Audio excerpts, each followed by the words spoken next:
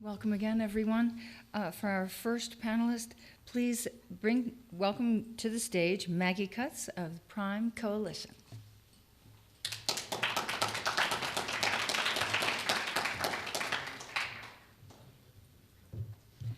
Hello, good morning, everyone. I am Maggie Cutts. I'm the Director of Philanthropic Development at Prime Coalition, an organization I just joined a few months ago.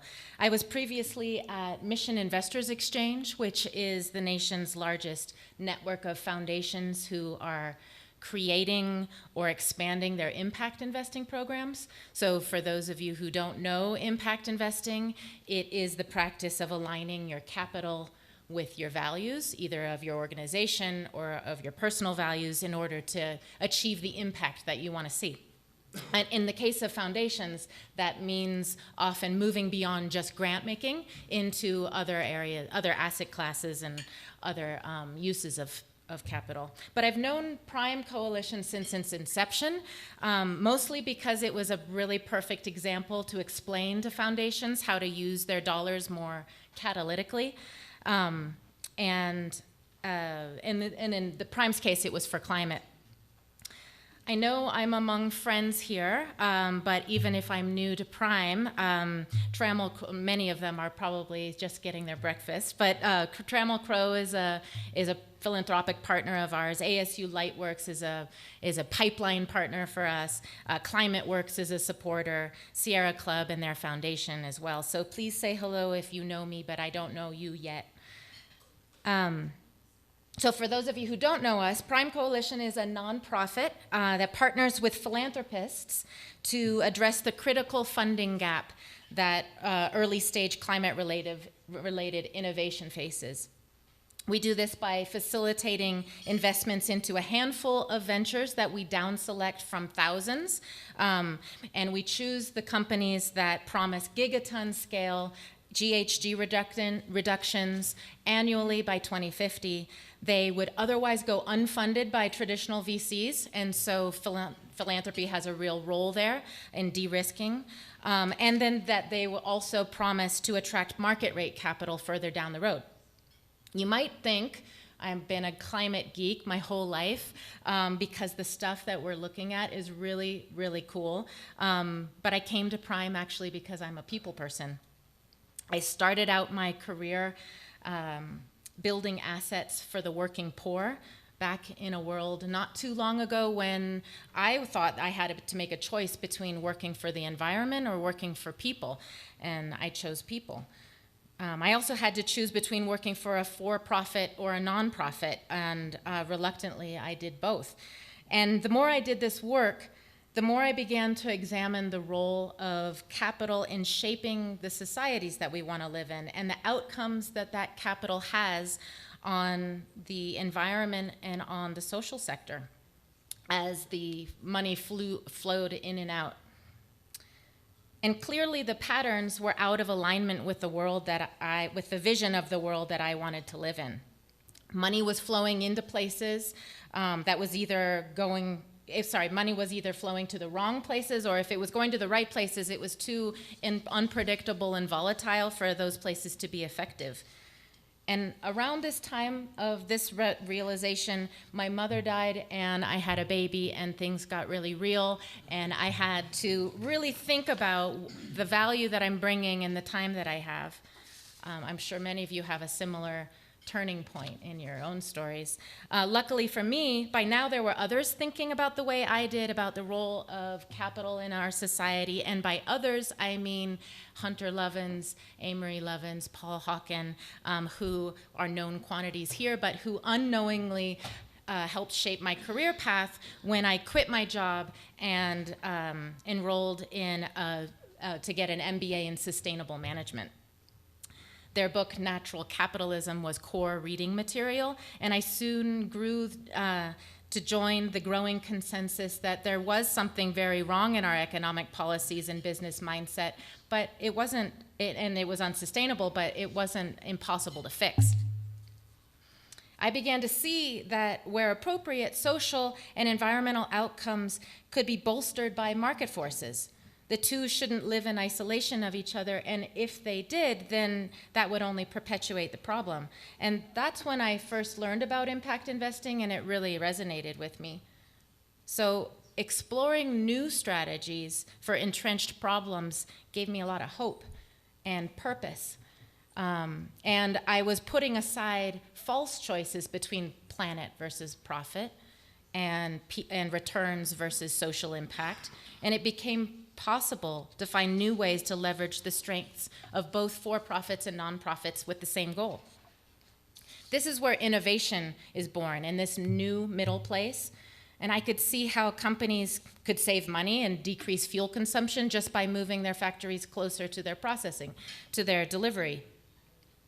I saw new companies coming up with and finding value in food waste and diverting that waste from landfills and finding economic value in the products that then could become additives to soil. I started work soon after Mission Investors Exchange to help foundations also rethink the purpose of their capital. I worked with the staff on both sides of the house, so the 5% of foundations where the 5% of capital that goes to grant making, so all the decision makers on that side, as well as the 95% that was controlled by the endowment officers. And both sides were challenged by the prospect of using their funds differently and than they were used to.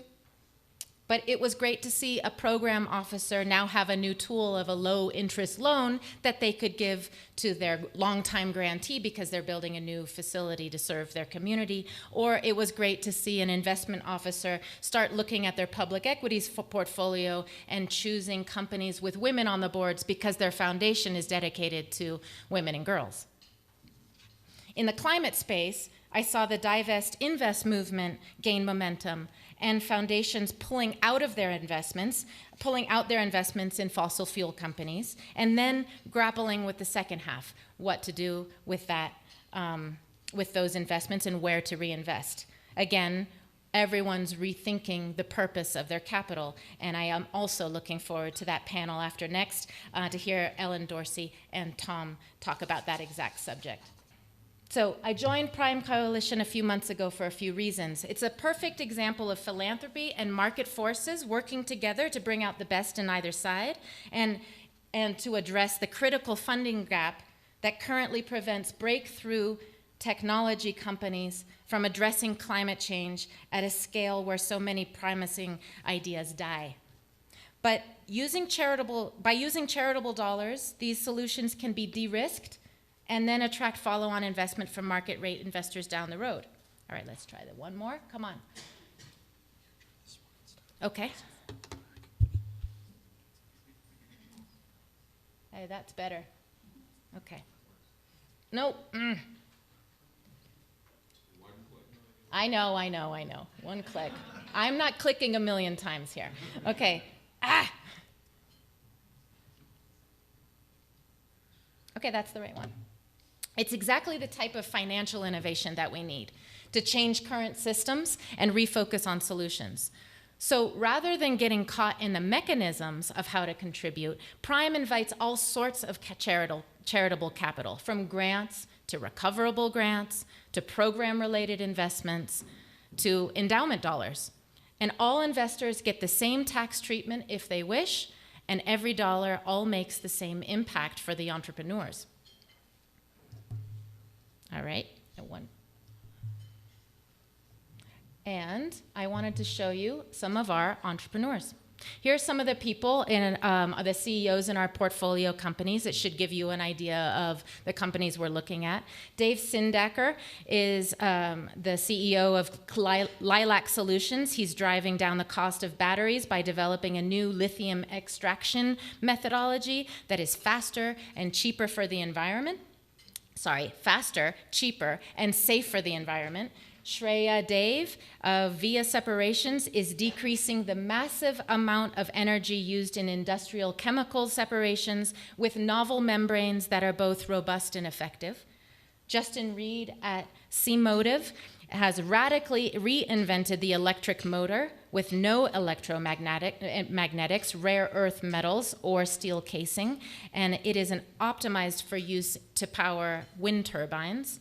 Sarah Anderson is leveraging the untapped power of synthetic biology to solve environmental problems by domesticating new bacteria to make traditionally petroleum-derived products from biomass. In the last 5 years, Prime has led the charge for $28 million to be directly invested in promising new climate ventures. Since inception, we've immobilized over $60 million of our own and others' capital to fund early-stage climate solutions. Because of Prime, 13 companies of various technologies are still around today and making it out of the valley of death to bring the solutions to the world. We've worked with 116 philanthropic investors, including individuals, corporations, foundations large and small. 43 of them were first-time philanthropic investors, 35 were first-time energy or climate investors. So as a sector generalist like myself, there's no better issue for me to work on than climate change. It is literally everything to everyone, and the urgency that we all feel is only a limitation we can push off like a swimmer doing laps in a pool to go faster and more torpedo-like. If we have hope in our future and a desire to break the mold, we can reframe our anxiety about climate and society and all of the things and reveal how an investment in climate innovation is also an investment in an aligned financial system, a vote for science, a commitment to our community, and I believe in Prime, and I'm here to build a better future. Thank you.